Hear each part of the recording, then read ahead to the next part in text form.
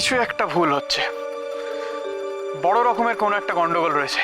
হ্যাঁ রে ভাই, সেটাই তো। না না, মিষ্টিদি কোনো একটা বড় কোনো গন্ডগোলে ফেঁসে রয়েছে দিদি। এটা এটা ও নয়।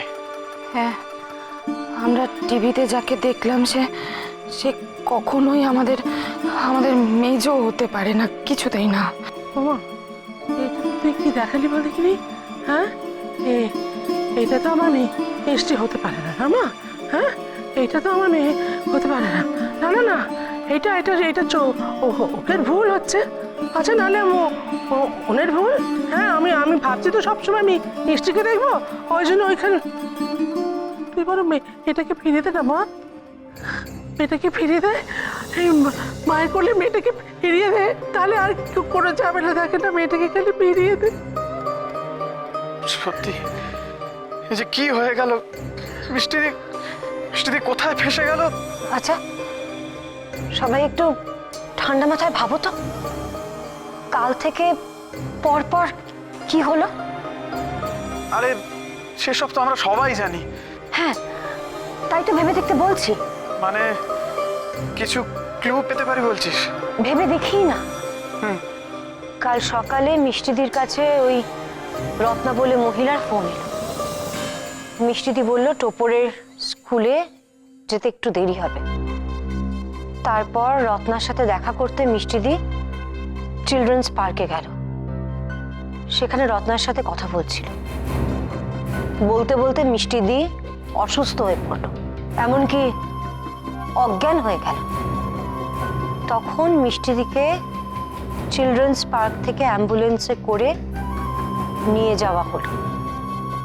আর সঙ্গে উঠল জোকারের পোশাক পরা কিছু লোক।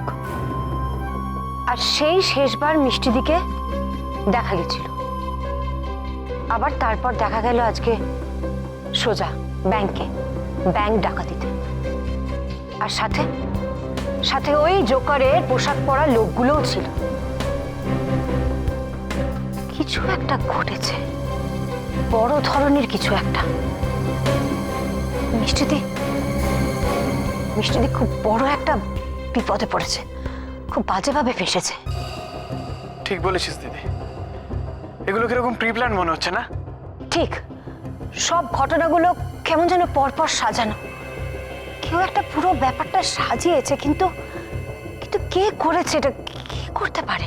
তবে শোনো শোনো, যে কাণ্ডই ঘটে থাকুক না কেন, টোপরের কানে যেন কথাগুলো না যায়, বুঝেছো?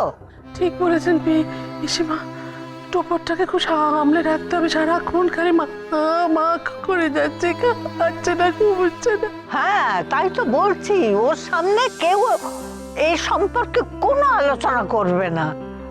কচি মন, এটা কিরকম তার মনের উপর ছাপ পড়বে বলো তো?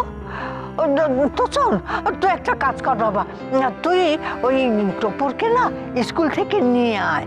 ওকে স্কুলের বাসে আসতে হবে না, তুই নিয়ে আয়। কিন্তু খবরটা যখন টিভিতে দেখিয়েছে তখন নিশ্চয়ই অনেকে দেখে থাকবে। সেই তো, তাই না? শোন না, বলছি তুই একটু সাবধানে ওকে নিয়ে আসিস, দেখিস কেউ যেন কিছু না বলতে পারে ওর সামনে, একটু খেয়াল রাখিস, বুঝলি? ঠিক আছে, আমি যাব, গিয়ে ওকে নিয়ে চলে আসবো। হ্যাঁ, আমাদের না এইভাবে মানে যতক্ষণ না ফিরছে ওর বাচ্চাগুলোকে, তো আমাদের এইভাবে সামলে সামনে রাখতে হবে না।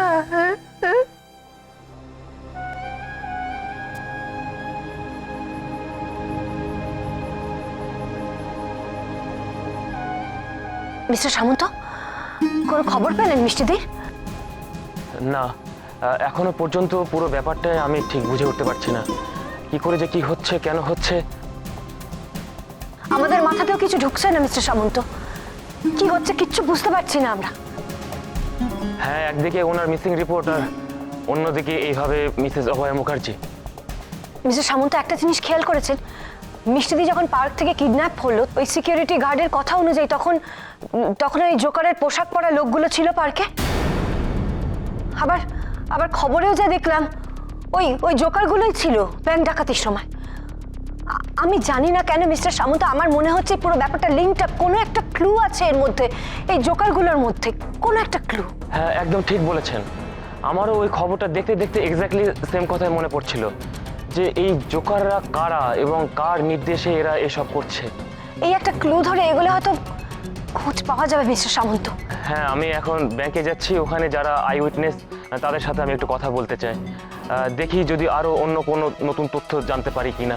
ও বাবা, ও বাবা, যেমন করে পারো আমার মেয়ে এটাকে আমার কাছে ফিরিয়ে দাও বাবা, এমন করে পারো বাবা। হ্যাঁ আমরা সব রকম চেষ্টা করছি, আপনি চিন্তা করবেন না, অপরাধী ধরা পড়বেই। মিস্টার সামন্ত, আমি কি আপনার সাথে যেতে পারি?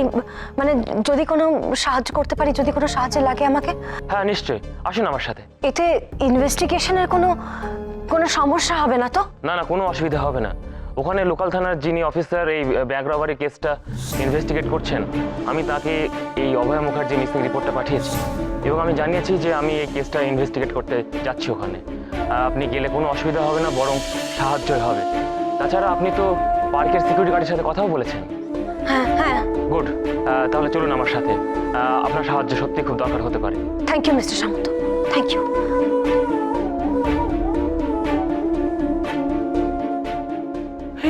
এবারে দাঁড়া, বলছে কি তুই যাবি? আচ্ছা তো ওকেও তো অনেকে চেনে এখন, তোকে যদি চিনতে পারে ওখানে, সবাই তো সব দেখছে টিভিতে, তোকে যদি খারাপ কথা বলে, কিছু উল্টো পাল্টা প্রশ্ন করে। যে যাই বলুক মা, আমার তাতে কিছু আসে যায় না। আমি জানি মিষ্টিদি এরকম একটা কাজের সাথে যুক্ত থাকতেই পারে না। মিষ্টিদিকে কেউ বাজেভাবে ফাঁসিয়েছে, ওকে আটকে রেখেছে। এখন আমাদের একটাই কাজ, সবচেয়ে ইম্পর্টেন্ট হলো মিষ্টিদিকে খুঁজে বের করা। এর বেশি আমি আর কিছু জানি না। তাই যা মা, দয়াময় তুমি দেখো, তুমি দেখো। আসছি আমি।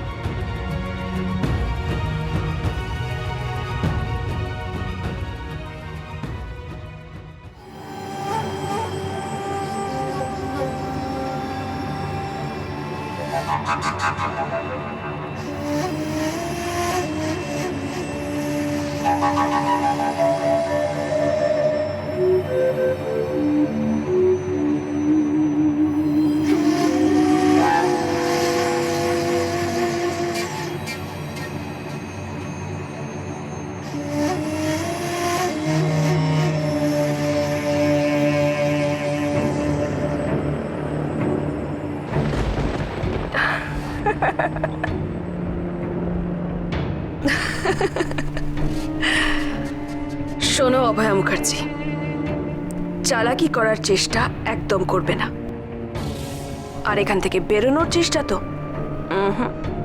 একদম না।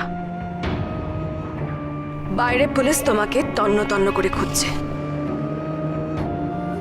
সে তো খুঁজবেই, আমাকে আটকে রেখে তোমরা পার পেয়ে যাবে ভেবেছ?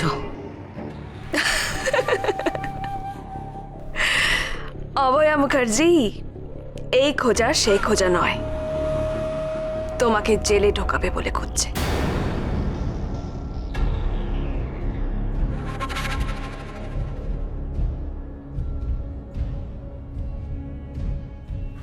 জেলে ঢোকাবে আমাকে?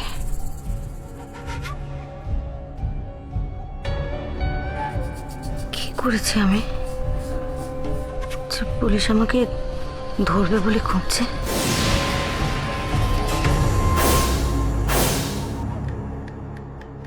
এই আজকে খবরটা দেখেছো? আরে সেটাই তো, কি কাণ্ড! হ্যাঁ, একেবারে ছিচিকা করে দিয়েছে। সে অভয় মুখার্জি কিনা ডাকাত, কিভাবে ব্যাংকে ঢুকেছিল দেখেছো? বাপ রে, আমার তো ভয় লেগে গেছে। তাও তো এতদিন বাদে ব্যাপারটা সামনে এসেছে। আমার হাজবেন্ড তো আগেই বলেছিল মেয়েদের গোয়েন্দাগিরি একদম ভালো নয়, নিশ্চয়ই কোনো গন্ডগোল আছে। আরে এতদিন জানতাম গোয়েন্দা, এখন দেখছি ব্যাংক ডাকাতি করতে গেছে। যাই বলো, এখন অবধি আমার সবকিছু বিশ্বাস হচ্ছে না। আর অবিশ্বাস করার মতো আছেটা কি? নিউজে তো সব কিছু স্পষ্ট দেখাই গেল। সেটাই তো,